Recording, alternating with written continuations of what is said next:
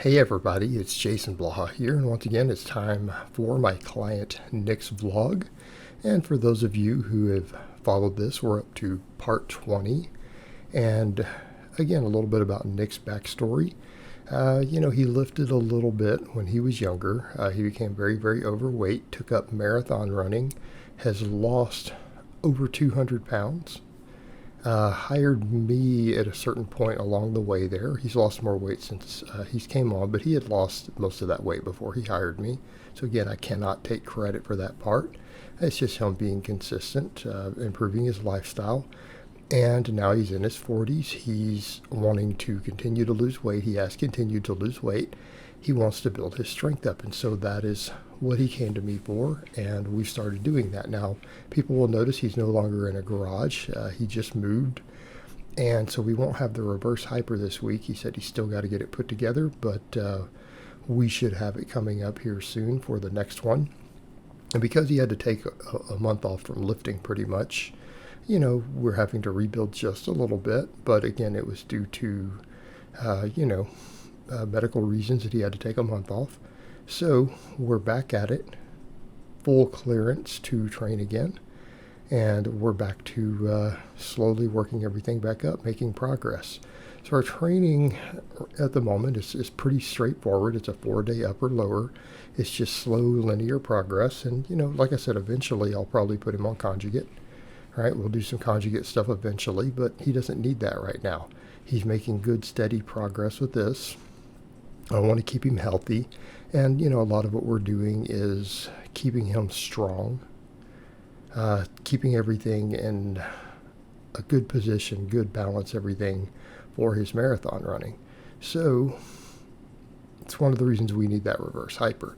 But we do the upper days are at the moment, we're doing flat bench. We are doing one-arm dumbbell rows. He does flat dumbbell presses now, which again, this has changed a little bit recently. And then we do band press downs and band pull aparts for his triceps and shoulders.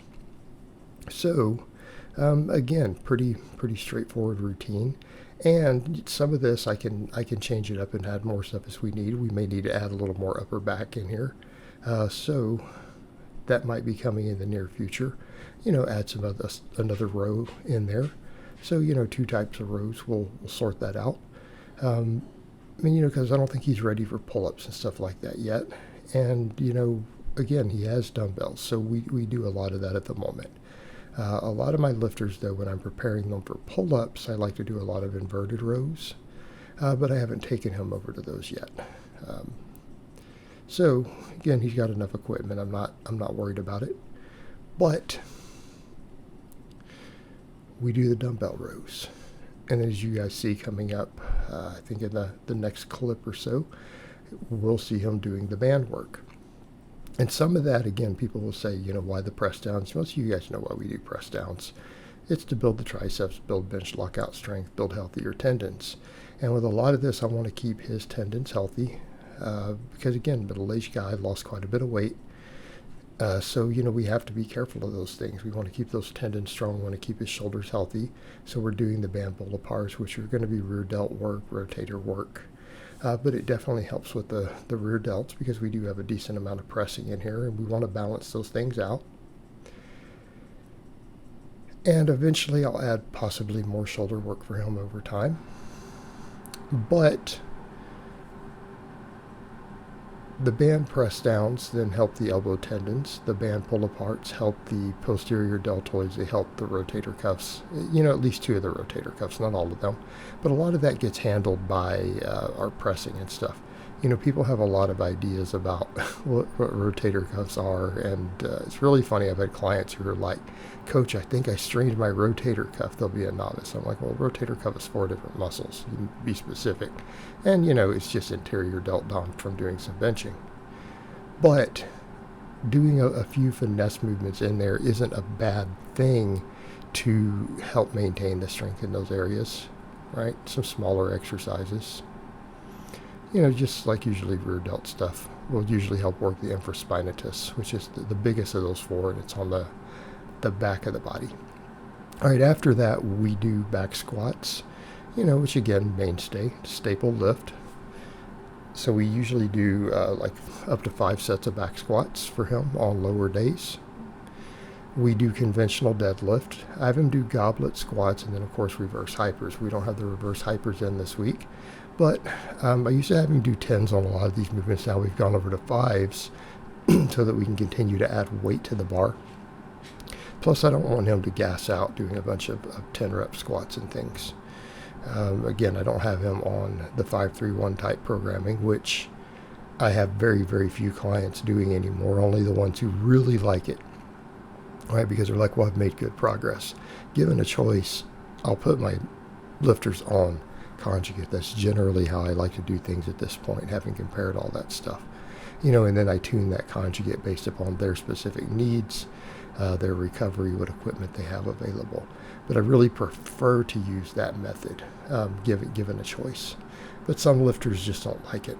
And then some are willing to slowly introduce it, and then they're happy with it. Very rarely do I find a lifter who's not happy with it other than the speed work. But for now, we run him on linear progression. And again, it's just slow linear. We're not trying to add 5 pounds every workout. There's no need because I can observe every set. So when you look at those cookie cutter approaches like that, the reason those things are done is to ensure progressive overload, because novices will sandbag their squats and deadlifts. They'll sandbag on them and they'll use 135 and never go heavier. Right? But in this case, I can assess his stuff week to week, assess what it looks like, and add weight as needed so that we don't ever hit resets either. So here he is doing his single set of deadlifts. We only do 1 set of these. And I handle most of his posterior chain with those reverse hypers. And then, of course, after these, we do goblet squats because, again, he needs the hip mobility. One of the things I've noticed, he struggles a lot with depth. Struggles a lot with depth on squats. And the goblet squats will help fix that issue. They're a great supplemental leg exercise. They work really, really well. I do happen to be a fan of these for obvious reasons. Right, for obvious reasons. They just bring a lot to the table. And they bring a lot to the table for your gen pop lifters too. So don't ever rule them out. Don't discount them. But then we do 3 sets of these. Again, working with what he has for dumbbells. All right, guys, but that's really all I have to say on that today. I hope it's been informative, and I'll talk to you guys next time.